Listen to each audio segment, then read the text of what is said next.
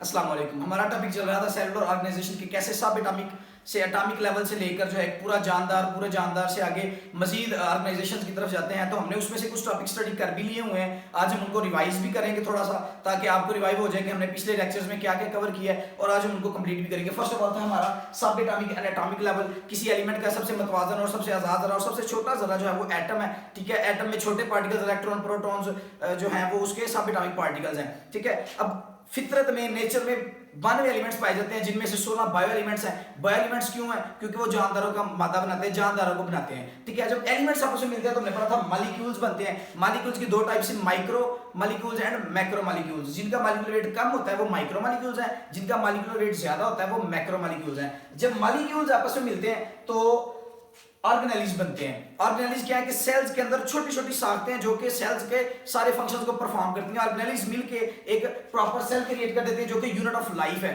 जिसको हम unit of life कहते हैं, structural and functional unit of life. ठीक है, उसके बाद जब सेल्स मिलते हैं, एक जैसे सेल्स, एक जैसा काम करने वाले सेल्स, वो टिश्यूज क्रिएट कर देते हैं।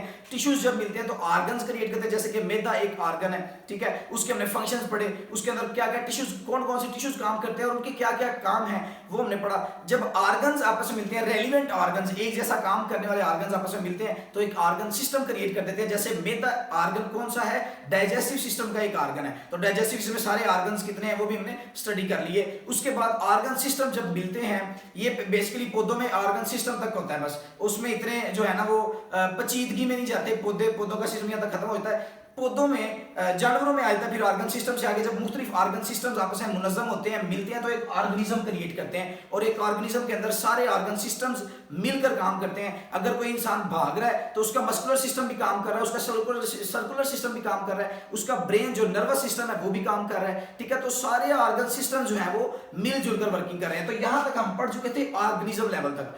अब आ जाते हैं हमारा पॉपुलेशन लेवल। पॉपुलेशन में दो कैटेगरीज आ जाती हैं, एक है हैबिटेट और दूसरा है स्पीशीज। पहले हम इनको समझेंगे कि ये क्या होते हैं। हैबिटेट कोई भी ऐसा एरिया जहां पर जानवर रहता है, ऑर्गेनिज्म लिव्स, वो हैबिटेट है। दूसरा क्या है? स्पीशीज। स्पीशीज ऐसे जानवरों का ग्रुप होता है जो आपस में जींस तौलीद करते हैं। जींस तौलीद की जो है वो बुनियाद क्या है, वजह क्या है कि ये अपने जैसे बावर फर्टाइल ऑर्गेनिजम्स क्रिएट कर सकते हैं वो। ठीक है, तो ये हैबिटेट और स्पीशीज को हमने कवर किया। अब पॉपुलेशन की तरफ आ जाते हैं कि पॉपुलेशन बेसिकली क्या है। एक हैबिटेट के अंदर रहते हुए एक खास वक्त में एक खास जगह पर एक ही स्पीशीज, एक स्पीशीज की बात हो रही है, एक खास वक्त एक खास जगह एक ही स्पीशीज के जानदार उसमें मौजूद हों तो उस वक्त हम उसको पॉपुलेशन कहते हैं। जैसे कि बायोलॉजी क्लास के अंदर स्टूडेंट्स की तादाद, अब एक वक्त में एक खास जगह में और वहां पर बायोलॉजी स्टूडेंट्स की तादाद वहां की पॉपुलेशन है। और एक और एग्जांपल लेते हैं कि 2010 में जब पाकिस्तान की आबादी का टेस्ट किया गया तो उसमें इंसान की पॉपुलेशन जो थी 173.5 मिलियन थी। ठीक है, ये इंसानों की पॉपुलेशन होगी। तो ये था हमारा पॉपुलेशन लेवल, जब एक स्पीशीज के जानदार एक खास वक्त में एक खास जगह पर रहते हैं तो वो पॉपुलेशन क्रिएट करते हैं। इसके बाद हमारा अगला लेवल था जहां पर जिसको हम कम्युनिटी कहते हैं, वो है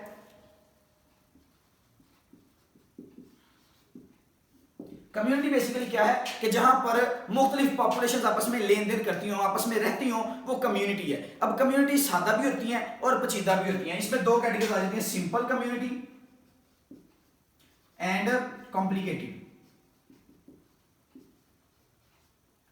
ठीक है, complicated community. Simple community, simple है उसकी आप एग्जांपल लेके घिरा हुआ दरख्त, गिरे हुए दरख्त के नीचे जो कीड़े मकोड़े रह रहे हैं वो उनका इन्हिसार क्या है उस गिरे हुए दरख्त के ऊपर। ठीक है, तो सिंपल कम्युनिटी में किसी एक फैक्टर पर भी अगर असरअंदाज हुआ जाए, बल्कि दरख्त उठा दिया जाए तो वो कम्युनिटी खत्म हो जाती है। मतलब कि उसके बायोटिक या बायोटिक फैक्टर में किसी एक में भी अगर असर पड़ जाए तो वो तबाह बर्बाद हो जाती है। कॉम्प्लिकेटेड कम्युनिटी में आया था कि जंगल की कम्युनिटी, जंगल के अंदर दरख्त भी है, माइक्रो ऑर्गेनिजम्स भी हैं, जानवर भी हैं और मुख्तलिफ जानवर हैं। और उसमें क्या होता है कि एक स्पीशीज एक जानदारों की पॉपुलेशन जो है उसमें अगर कमी होगी तो दूसरों में इजाफा होगा, अगर एक में इजाफा तो दूसरे में कमी होती है। फॉर एग्जांपल, एक जानदार दूसरों का शिकार करता है तो दूसरी जो पॉपुलेशन है उसकी, दूसरी स्पीशीज की पॉपुलेशन वो कम होगी। तो ये थी कम्युनिटी लेवल के। कम्युनिटी जो है वो जहां पर एक ही जगह पर एक मखसूस इलाके में कह लें, जैसे कि जंगल के अंदर मुख्तलिफ जानदारों की पॉपुलेशन रह रही है, सिर्फ एक की शर्त नहीं है यहाँ पर, जैसे पॉपुलेशन की शर्त थी एक स्पीशीज की। ठीक है, तो जहां पर जानवरों की मुख्तलिफ पॉपुलेशन रह रही है उसको हम कम्युनिटी कहते हैं। कम्युनिटी के बाद अगला लेवल आता है जो कि हमारा सबसे बड़ा लेवल है, वो है बायोस्फीयर लेवल। बायोस्फीयर लेवल जहां पर जानदारों की कम्युनिटीज रहती हैं और वो कम्युनिटीज जानदार और बेजान से आपस में लेन देन करती हैं, उनके बगैर एग्जिस्ट नहीं कर सकती। इसे जमीन के ऊपर कुर्रा जिंदगी, जोन ऑफ लाइफ भी कहते हैं, ठीक है। ओवरऑल जो हमारा अर्थ है ये हमारा बायोस्फीयर है, क्योंकि यहाँ पर जानदारों की कम्युनिटीज भी रहती हैं और साथ एबायोटिक फैक्टर्स भी हैं, गैर जानदार अज्जा माहौल के जो होते हैं। जानदार माहौल के दो अज्जा होते हैं, बायोटिक और एबायोटिक। बायोटिक सारे जानदार अज्जा को कहते हैं, ठीक है, और एबायोटिक गैर जानदार। अब एक बायोस्फीयर तभी कायम रह सकता है जब तक ये दोनों एग्जिस्ट करते हो, मतलब कि हवा, पानी, मिट्टी, ये गैर जानदार हैं, एबायोटिक है। तो अगर ये एबायोटिक निकाल दे तो बायोटिक एग्जिस्ट नहीं कर सकते, वो जिंदा ही रह सकते हैं। हवा आगे बगैर कैसे जिंदा रह सकते हैं? तो बायोस्फीयर लेवल क्या था? जहां पर जानदारों की कम्युनिटीज रहती हो और इसे जो है हम अर्थ के ऊपर जोन ऑफ लाइफ कुर्राए जिंदगी भी कहते हैं। तो ये हमने आज पूरा स्टडी किया कि सेलुलर ऑर्गेनाइजेशन कि किस तरह एक सेल से लेकर एक इतने बड़े लेवल तक ऑर्गेनाइजेशन हुई है, तंजीम साजी हुई है, और अल्लाह ताला ने एक पूरा निज़ाम बनाया हुआ है जिसमें हम रह रहे हैं, उसका एक छोटा सा जुज भी अलग हो जाए तो ये इनकम्प्लीट है। तो ये था हमारा topic, cellular organization of organisms.